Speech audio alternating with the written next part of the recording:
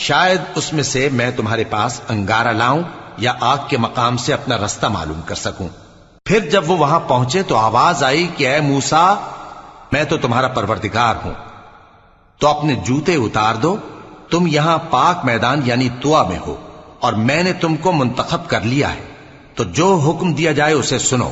بے شک میں ہی اللہ ہوں، میرے سوا کوئی معبود نہیں، تو میری عبادت کیا کرو اور میری یاد کے لیے نماز پڑھا کرو۔ قیامت یقیناً آنے والی ہے، میں چاہتا ہوں کہ اس کے وقت کو پوشیدہ رکھوں تاکہ ہر شخص جو کوشش کرے اس کا بدلہ پائے، تو جو شخص اس پر ایمان نہیں رکھتا اور اپنی خواہش کے پیچھے چلتا ہے کہیں تم کو اس کے یقین سے روک نہ دے، تو اس صورت میں تم ہلاک ہو جاؤ۔ اور اے موسیٰ، یہ تمہارے داہنے ہاتھ میں کیا ہے؟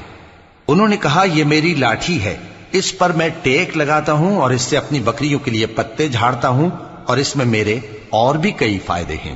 فرمایا کہ موسیٰ